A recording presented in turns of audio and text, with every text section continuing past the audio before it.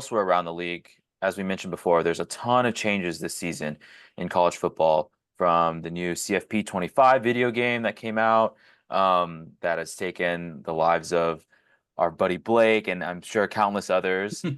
There's tons of conference realignment as well with new players in the Big Ten, and now it's Power Four conferences instead of Power Five.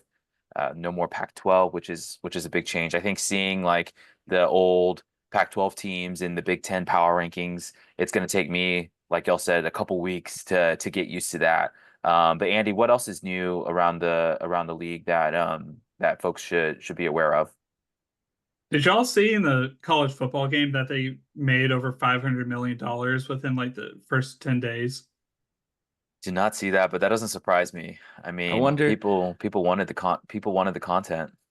I wonder if that outweighed the productivity loss in our like GDP this year because of how many people have been doing that all day. Definitely not. Recession. Yeah. Well, the It's not a stock housing market did crisis. It's a college the, football video game crisis. the stock market did crash like that Monday, like a couple weeks after the video game came out. So, you Telling you. never know. um but yeah, more serious things. Definitely major year of realignment. We've talked about it a lot. Texas OU, obviously in the SEC. We got USC, UCLA, Washington, and Oregon in the Big Ten. New schools in the Big 12, ACC. We got Cal and Stanford in the ACC. Makes no sense, but that's the life we live in now. But yeah, and then change in the CFP as well. Goes up to from 4 teams to 12 teams. The top four seeds get a bye in the CFP now, and those top 4 seeds will be conference champions. It will be most likely, it's not guaranteed, but most likely the Big Ten champion, SEC champion, ACC champion, and the Big 12 champion. And then from there, you got the group of 5 plus I guess they're still called the Pac-12, even though it's really the Pac-2.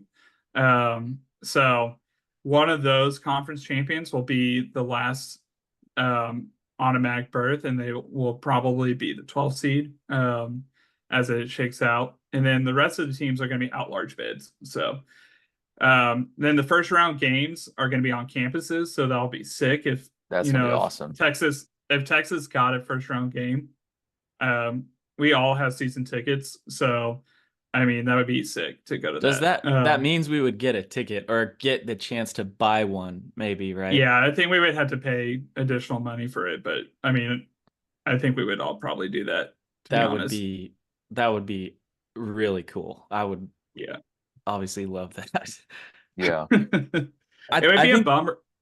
It'd be Go a ahead. bummer if it's like Liberty, like Texas versus Liberty in the like first round. That'd still be sick though. Just It would still be cool. It would still be DKR in cool. December. Oh, Yeah. I think Yeah, one of sick. one of the most interesting things about this is that the group of 5 or 6 or whatever do get an automatic berth, because we were talking about this beforehand. I was under the impression that they didn't. I kind of had to learn the rules of the game right at first, which is it's new to everybody. But I looked at the last 5 or 6 years of the CFP to see whether like what the likelihood of one of those teams finishing in the top 12 and getting in the tournament was. And it was basically like not possible. It only happened in 2020 in the COVID year, where I think Coastal Carolina finished 12th. So the likelihood that one of them would get in if there wasn't that rule of automatic in was like nil. So, seeing a matchup like Memphis versus Oklahoma, or Appalachian State versus Tennessee or something is going to be really cool, because we see those teams play, but they're not games with a lot of consequence. You know what I mean?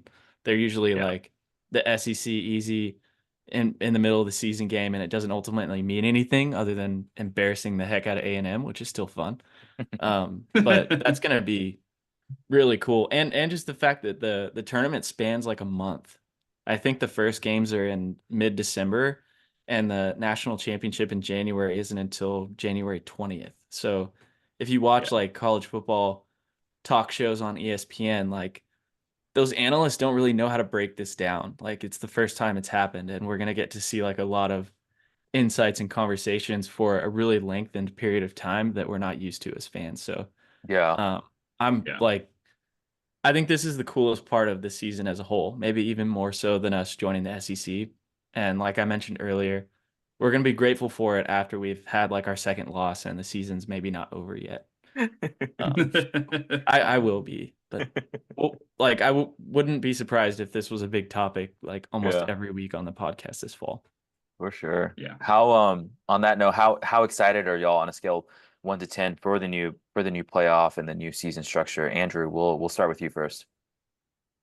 I'm a 7 out of 10. I think the last, kind of like Kevin was alluding to, like the last month of the year is going to be awesome. Where, bowl season was great for us growing up, but the last, 5-10 years, a lot of bowl season was pretty boring, pretty Mhm. dull until you got to the CFP. But it brings back the importance of bowl season, which I'm excited about.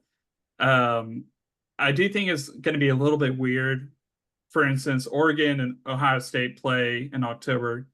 They're probably the favorites right now to play in the Big Ten championship, and then they could potentially play again in the CFP. So that would be 3 times they would have played in 1 year. And I don't think that's necessarily a bad thing. It's just going to be something to get used to.